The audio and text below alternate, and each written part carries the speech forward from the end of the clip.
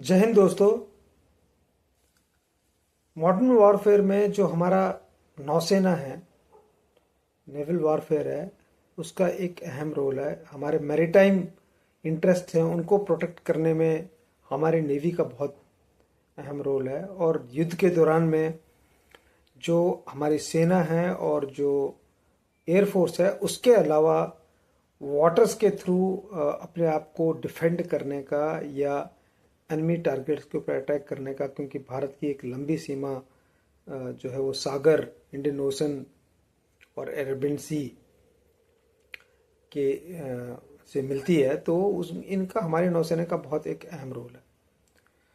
अब स्ट्रेटेजिकली हम पाकिस्तान से एक एज रखते हैं, हमारी जो नेवी है वो एक एज रखती है in terms of manpower, in terms of the fleet we have, the fighting capability which we have. But अभी 2015 में पाकिस्तान और चाइना के बीच में एक समझौता हुआ और उस समझौते के तहत चाइना 8 हैंगोर क्लास की सबमरीन्स पाकिस्तान को डिलीवर कर रहा है। And these are modern submarines. इसमें से 4 सबमरीन जो है वो बननी है चाइना में और बाकी 4 पाकिस्तान में बननी है। जो 4 सबमरीन चाइना में बन रही हैं वो 2026 नेक्स्ट ईयर तक पाकिस्तान को मिल रही हैं और बची हुई 4 सबमरीन 2028 के आसपास पाकिस्तान में तैयार हो जाएंगे। Total 8 submarines. आज की तारीख में भारत 16 सबमरीन्स की फ्लीट ऑपरेट करता है, जबकि पाकिस्तान 6 या 7 सबमरीन्स की फ्लीट है इनके पास। जब 8 सबमरीन ये पाकिस्तान के पास आ जाएंगी तो in terms of strength Pakistan लगभग भारत की ही कैपेबिलिटी को मैच करेगा सबमरीन्स में। और जो ये हैंगोर क्लास जो सबमरीन्स हैं ये टेक्नोलॉजिकली एडवांस सबमरीन्स हैं। आज हम डिकोड करेंगे कि ये जो सबमरीन्स हैं जो पाकिस्तान को मिल रही हैं चाइना की तरफ से, ये क्या पाकिस्तान को नेवल वॉरफेयर में, सबमरीन वॉरफेयर में भारत से बढ़त दिला पाएंगी? क्या जो पानी के नीचे समुद्र में जो संतुलन भारत के पक्ष में बना हुआ है वो संतुलन भारत के पक्ष में बना रहेगा इंडियन ओशन में, या उस संतुलन में कोई बदलाव आएगा? डिकोड करते हैं हम आज कि सबमरीन क्या है, सबमरीन क्या लाती हैं और कैसे क्या पाकिस्तान वास्तविकता में भारत से इस वॉरफेयर में बढ़त हासिल कर सकता है या नहीं। ये जो फर्स्ट बैच है, जैसा कि मैंने कहा आपको, हैंगोर क्लास सबमरीन जो हैं, जो कि मैंने आपको बताया कि एडवांस टेक्नोलॉजी, जिसमें कि जो मेन है दैट इज कॉल्ड AIP, यानी एयर इंडिपेंडेंट प्रोपल्जन टेक्नोलॉजी। ये जो है 2026 में पाकिस्तान में जो है वो कमीशन होएगी। और हमारा जो खुद का सबमरीन का प्रोग्राम है, क्योंकि हमारा एक 75I करके प्रोग्राम था जर्मनी के साथ, वो डिले चल रहा है और उम्मीद नहीं है कि वो अगले 5-7 सालों में भी वो सबमरीन 6 सबमरीन तैयार होनी थी वो हमको मिल पाएंगी या नहीं।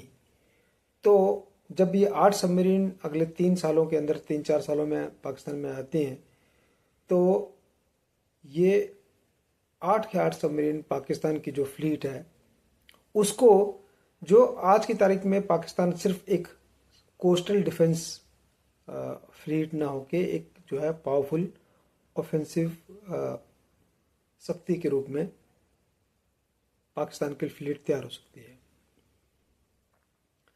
सबमरीन क्यों मायने रखती हैं?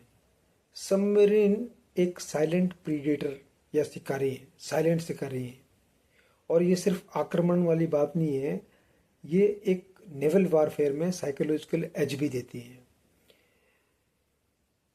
कभी भी सीक्रेटली ऑपरेट करके पूरी जो नेवल वॉरशिप है उसको ये खतरे में डाल सकती हैं। जो हमारे व्यापार मार्ग हैं इनको ये खतरे में डाल सकते हैं। और पाकिस्तान जिसका हमारी नौसेना से सामना है, ये सबमरीन एक लेवल प्ले फील्ड का रूप धारण कर सकती है, कम से कम कागजों पर तो वैसे ही नजर आएगा। जियोपॉलिटिकली जो बड़ी पावर्स हैं वो इसके ऊपर काफ़ी उनकी नज़र है। और हमारी जो 16 पनडुब्बियों की जो फ्लीट है उसमें हमारे पास जो है एडवांस स्कॉर्पिन क्लास की सबमरीन्स हैं।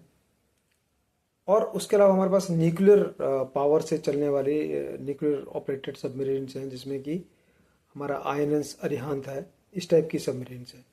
हमारे को एज है हमारा जो एंटी सबमरीन वॉरफेयर है, जिसमें कि लंबी दूरी की जो है हमारे पास एयरक्राफ्ट हैं जो पेट्रोल करने वाले एयरक्राफ्ट होते हैं, P-81 पोजडेन एयरक्राफ्ट्स।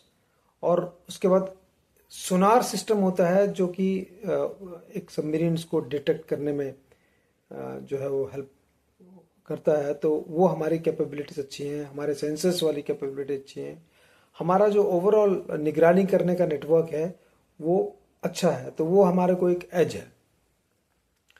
हमारा खुद का जो सबमरीन का जो जर्मनी के साथ हमारा जो प्लान था वो डिलेड है। और हालांकि जो हैंगोर क्लास जो सबमरीन मैंने आपको जो बताया जो पाकिस्तान को मिल रही हैं, वो इनको एक एडवांटेज तो जरूर दे रही हैं, but it is not invincible. ऐसा नहीं है कि इनके ऊपर निगरानी नहीं रखी जा सकती है।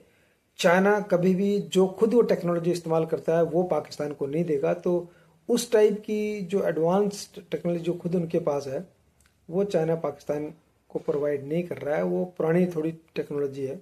हाँ, AIP एक ऐसा चीज़ है जिससे इनको एज मिलती है जो भारत के पास अभी नहीं है। उसके अलावा सबमरीन जो वॉरफेयर है उसमें ट्रेनिंग, उनका उसका पूरा जो कॉम्प्लेक्स मशीनरी को समझना और उनको ऑपरेट करने में वैसे भी जो है 1-2 साल का टाइम इन्हीं चीज़ों में लग जाता है। चाइना पाकिस्तान की हेल्प इसलिए कर रहा है क्योंकि चाइना ये सिर्फ एक हम कहें कि not in terms of only increasing the Pakistan's capability, but China खुद की अपनी आउटरीच समुद्र के जरिए भारत को घेरने के लिए बढ़ा रहा है। पाकिस्तान और चाइना के बीच में एक CPEC जो प्रोग्राम है, चाइना पाकिस्तान इकोनॉमिक कॉरिडोर, उसके तहत जो चाइना में ग्वादर में जो पोर्ट है वो ऑलरेडी चाइना के हाथ में है। और उस पोर्ट के बाद अब ये सबमरीन जब पाकिस्तान को चाइना दे रहा है तो वो समुद्र में भारत को ग्वादर पोर्ट हो गया और जो भी इंडियन ओशन अरबियन सी में ये सबमरीन ऑपरेट करेंगी। तो एक स्ट्रेटेजिकली चाइना लैंड की तरफ से तो खैर चाइना हमारे तो साथ में ही है, हमारे अच्छी खासी जो है लाइन ऑफ एक्चुअल कंट्रोल है दोनों देशों की। और समुद्र के ऊपर अब चाइना पाकिस्तान का इस्तेमाल करके हमारे को सराउंड करने का एक जो है उनका जो प्लान है वो पाकिस्तान को इस्तेमाल करके वो पूरा कर रहे हैं। अब हमें ये देखना पड़ेगा कि हमारी जो सबमरीन्स की जो कैपेबिलिटी है वो जो हमारा 75I जो जर्मनी के साथ मैंने आपको बताया कि टेक्निकल कोलैबोरेशन है जिसमें टेक्नोलॉजी ट्रांसफ़र भी शामिल है साथ में, वो हमको स्पीड अप करना पड़ेगा। अगर हमको जो हमारा एक हमको जो एज मिला हुआ है नेवल सबमरीन वॉरफेयर में, अगर हमको उसको आगे तक ले जाना है तो ये हमें स्पीड अप करना पड़ेगा। क्योंकि मैंने जैसा आपको 2 बार पहले भी बताया कि पाकिस्तान को जो डिलीवरी हो रही है इन सबमरीन्स की वो काफ़ी टाइम से हो रही है। 2028 तक 8 हो गए, 8 सबमरीन इनकी नेवी में कमीशन हो जाएंगी। जो सबमरीन वॉरफेयर है वो आम जो बाकी वॉरफेयर है वो इतना डिस्कशन में नहीं रहता है, बट जो लोग मैरीटाइम डिफेंस या नेवल वॉरफेयर के बारे में जानकारी रखते हैं, उनको पता है इस चीज़ का, वो समझ सकते हैं कि सबमरीन्स, जैसा मैंने आपको बताया कि दे आर साइलेंट प्रीडेटर्स, छुपे हुए शिकारी हैं। आप सोचिए कि अनडिटेक्टेड और बिना बिना किसी सोच समझ के आपके ऊपर, आपके पास ये कैपेबिलिटी है आपकी, आप दुश्मन की वॉरशिप्स को डिस्ट्रॉय कर सकें, आप दुश्मन के पोर्ट्स के ऊपर हमला कर सकें, तो ये कितनी बड़ी कैपेबिलिटी होती है। 1971 का एक एग्जांपल है हमारे पास, जब INS हमारे युद्ध में हमने जो है पाकिस्तान की जो PNS गाजी थी उसको डुबोया था। तो ये एक इम्पॉर्टेंट डेवलपमेंट है जो मुझे कहीं और ज़्यादा डिस्कस होता हुआ नज़र नहीं आया है।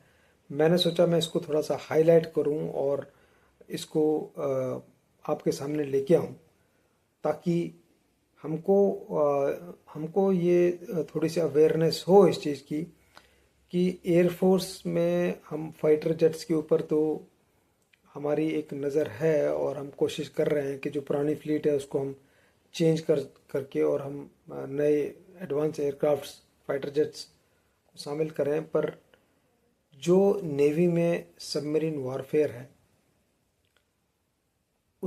उसमें भी हमको स्ट्रैटेजिकली अगर अपनी एज बनाए रखनी है, और पाकिस्तान को हमने इंडियन ओशन में जो अभी जो संतुलन हमारे पक्ष में बना है, वो पाकिस्तान को उसमें हमने अपने बराबर कहें या एक समीकरण में हमें उसको नहीं आने देना है।